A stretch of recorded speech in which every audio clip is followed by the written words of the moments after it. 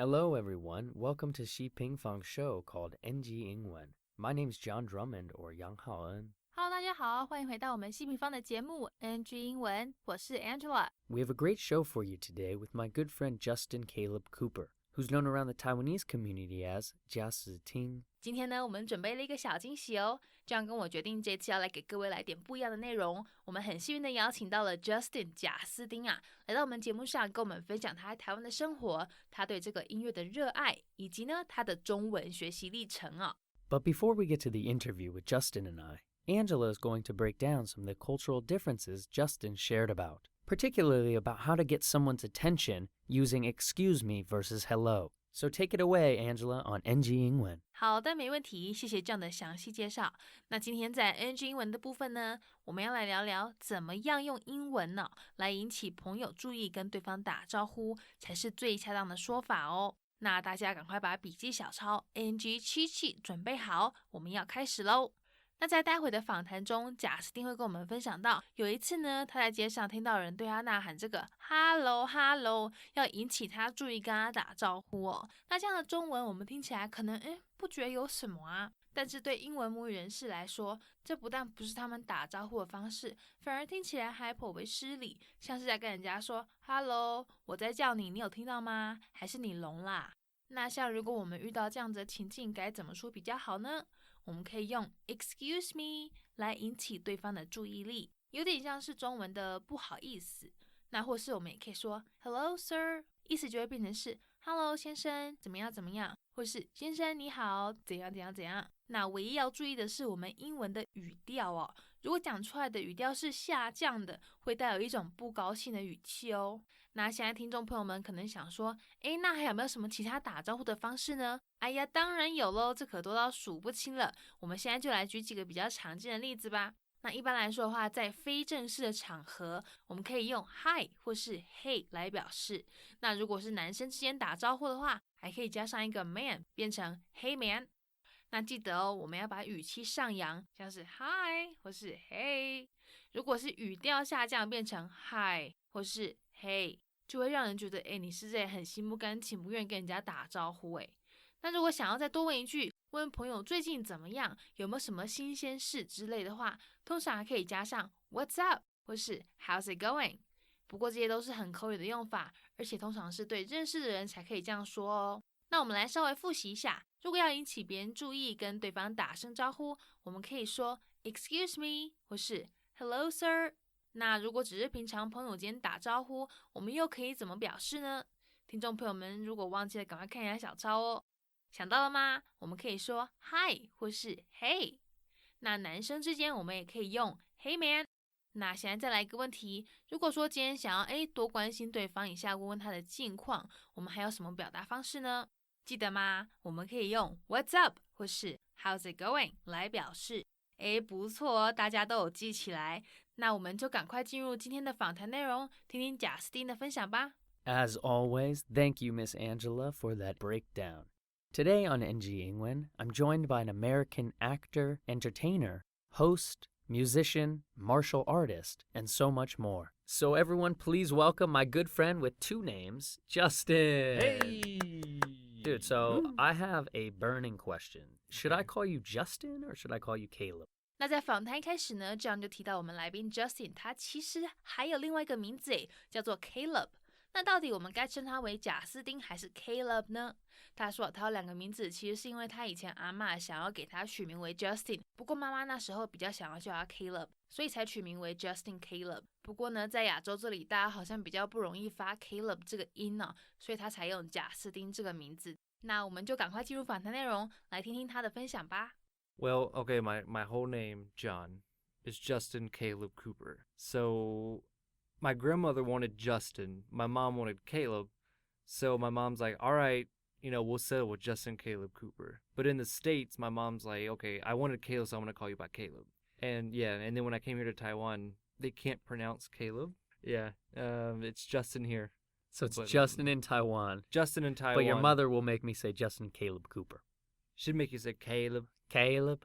So, my man, Hey, what's up? I know we are not allowed to talk too much about this, but we are working on a project together. Is that correct? 在了解了贾斯汀他的名字由来之后，接下来他们要来跟大家分享一件相当令人兴奋的消息哦。他们两个其实有合作拍一部戏，叫做《傀儡花》，而且呢会在大荧幕这个 big screen 上面播出哦。但是他们也提到，因为版权的关系啊，没有办法向各位分享太多内容，以免触法。不过大家如果有兴趣的话呢，可以上网搜寻 Lady the Butterfly， 或者是脸书上也可以找到相关资讯哦。That is correct. I'm glad we had time to, get off from that and come over. Yeah, man, dude, it's been quite an intense filming process. Yeah, But can you share? But what are we shooting right now? 傀儡花. 傀儡花, yeah. 傀儡 So 花. it's a historical Taiwanese drama. Is that correct? Yep. And me and John are gonna be talking some lines to each other. That's right. We're going to be acting a few scenes together. Yeah. And that's about all we can share. Yeah, that's all we can talk about without getting sued. Yeah. So, but be prepared. Be prepared for that. It's going to be nice. It's going to be amazing. You're going to see our lovely faces on the big screen. on the big screen. So that's right. You will see our beautiful faces coming up soon.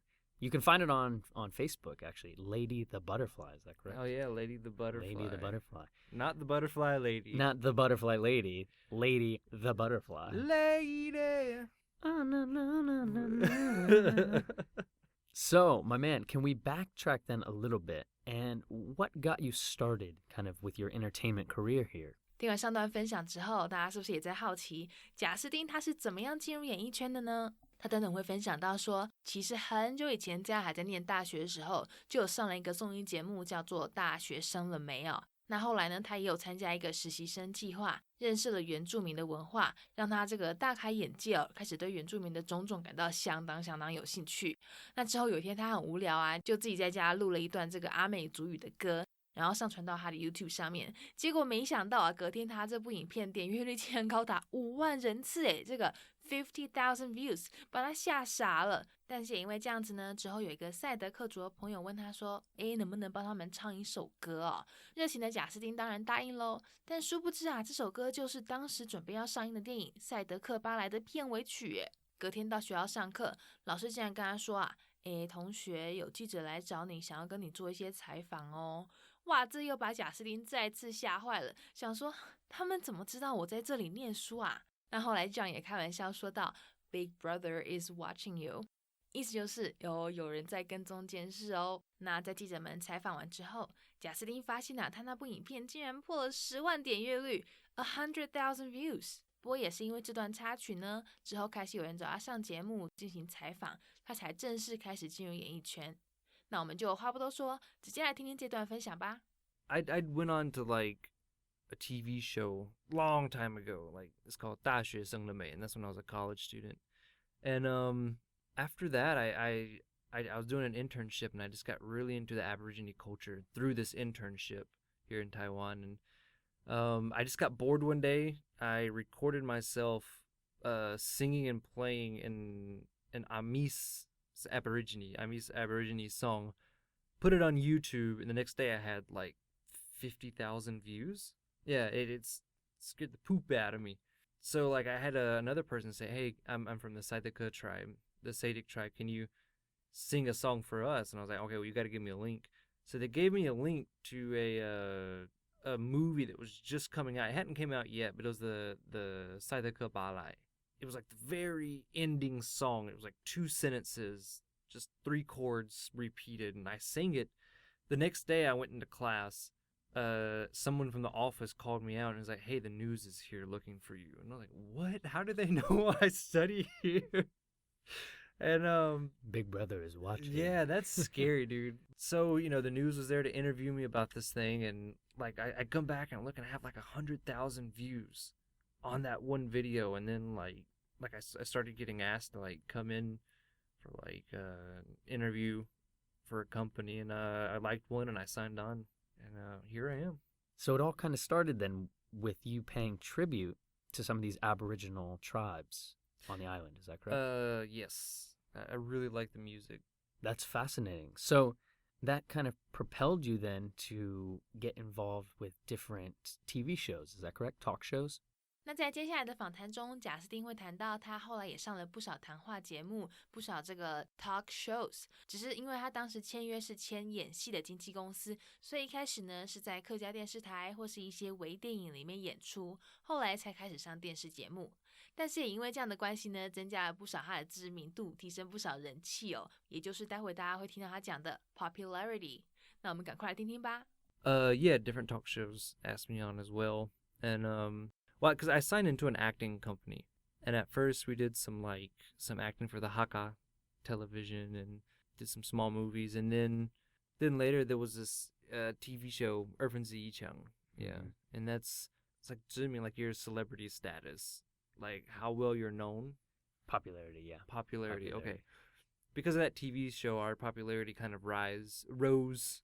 So yeah, here we are. Here we are. But in the meantime, you have found, or I guess it's always been a part of you, but you have really dove into learning guitar on such a different level that's opened up a new door as well. Is that correct? 那在演艺圈里面发展的这段日子以来，贾斯汀他是不是像以前一样持续有在弹吉他唱歌呢？待会主持人会问他说，是不是有更认真练习弹吉他，让技术有更上一层楼，而且还为他 open a new door， 为他带来更多机会呢？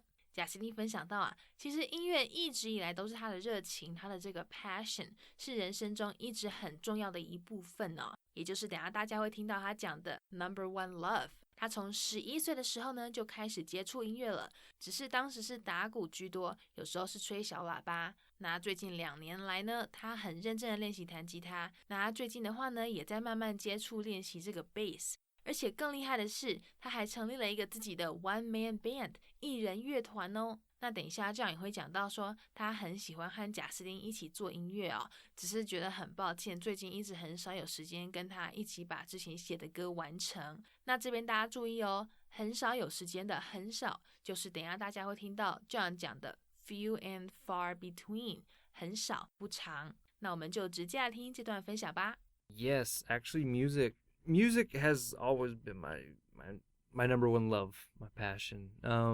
I started playing music when I was 11, I would say. Yeah, 11 years old.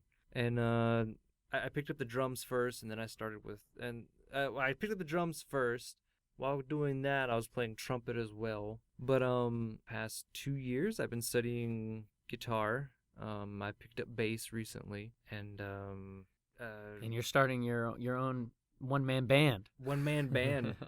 Yeah, I got to. That is awesome. Yeah, I definitely enjoy playing music with you, and I'm sorry it has been so few and far between. Oh my goodness. As of late, I know. We always say we're going to do this. we had a song. We did. We never finished it. We did. I still have it recorded. It's just floating in It's just floating in the ether. Yeah. So, can I then ask kind of what was the motivation for coming to Taiwan and beginning your Mandarin learning process?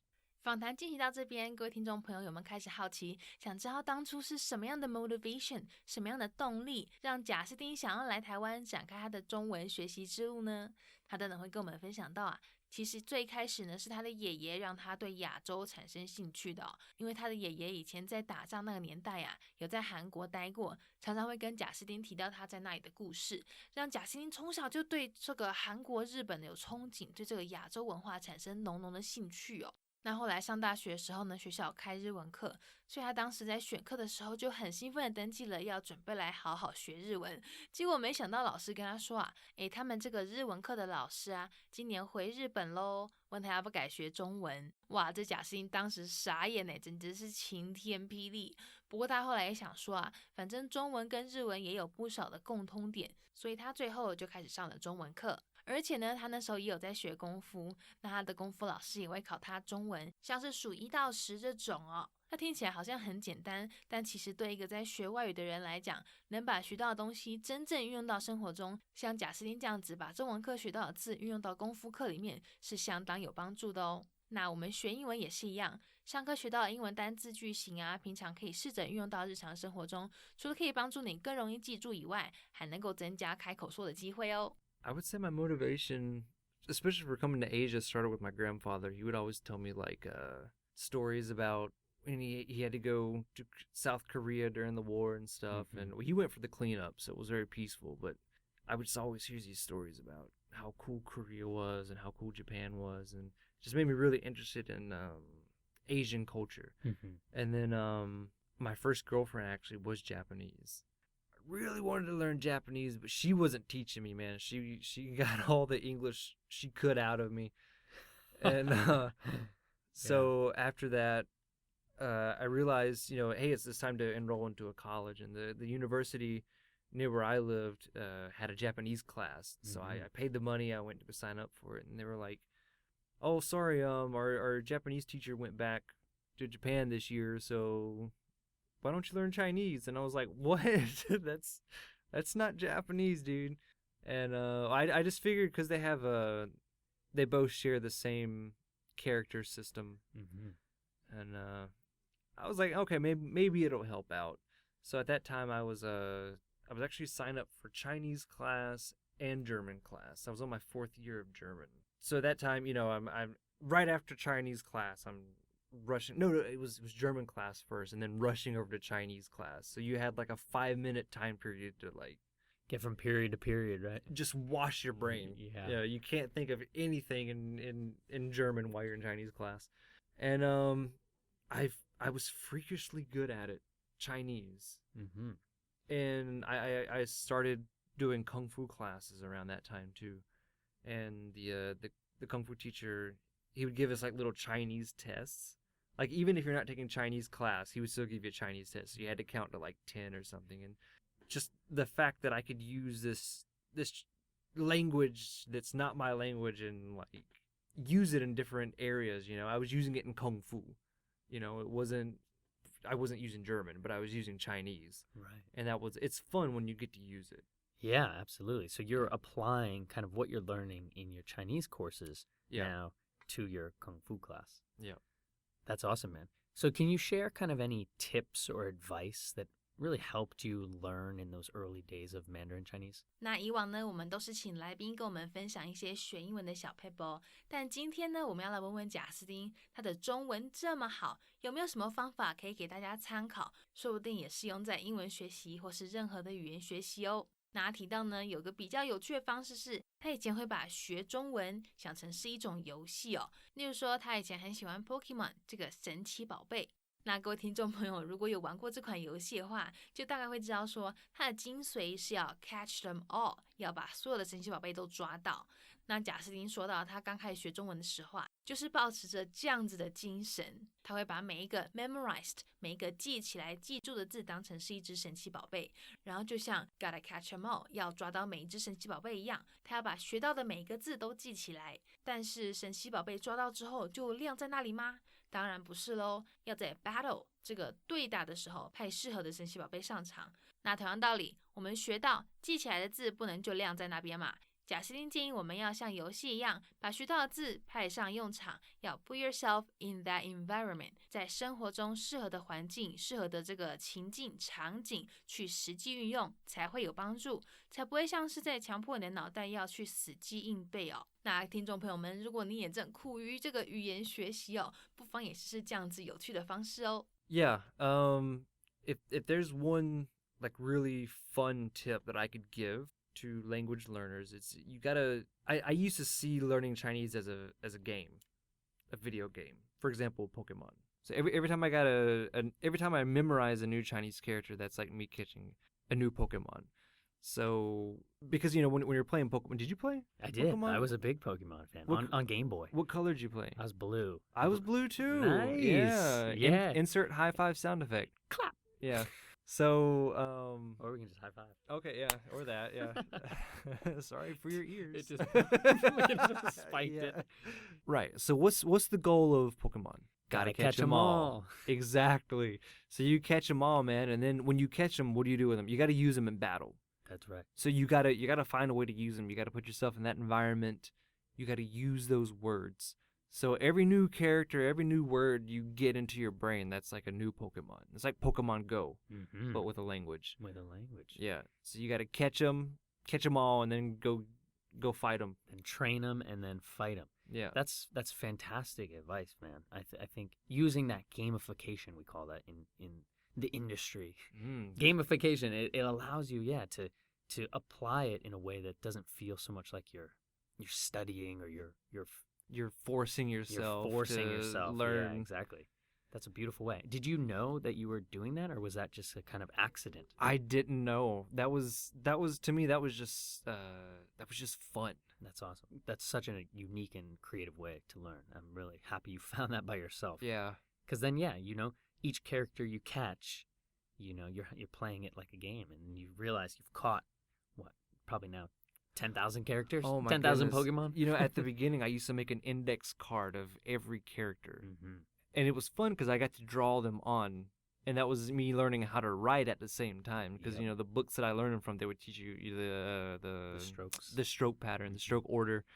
And, I would have huge stacks. And one of my uncles, Uncle Scott, he would just go through them one after the other and, test you? Yeah, he would just, call them out. And I would it was really fun. So do you remember any cultural differences from when you were learning Chinese versus English? 那在贾斯汀学中文的过程中，他有没有遇过什么样的文化冲击呢？他说他第一个遇到的最大的冲击是在亚洲这边大家讲英文的方式哦。贾斯汀等一下会分享到说，在他刚到台湾的第一个礼拜呢，有一天他要去办手机啊，结果在过马路的时候，他听到宿舍老师在呐喊 Hello Hello。那这在我们听起来可能不觉得有什么，可能就是想说要跟他说嗨，跟他打个招呼罢了哦。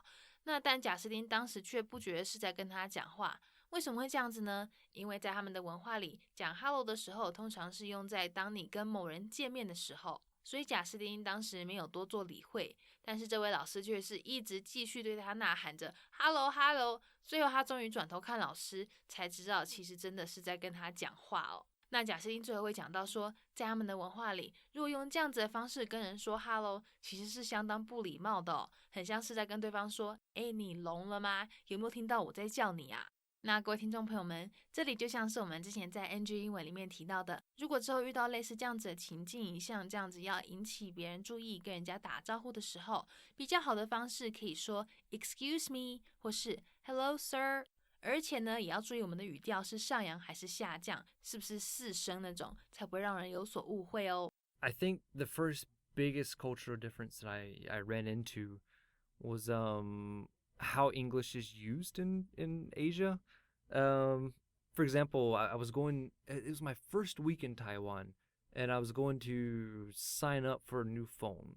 And I was walking across the street, and I got halfway across the street, and I hear our dormitory teacher, he's screaming at us. He's like, hello, hello. And I was like, you can't be talking to me, because hello was like, like you're meeting somebody or, Mm-hmm, like a ni hao or something. Yeah, and so I just ignored him. And he kept screaming it louder, hello, hello, hello. And I turned around and looked at him, and he was like, hello, you, hello.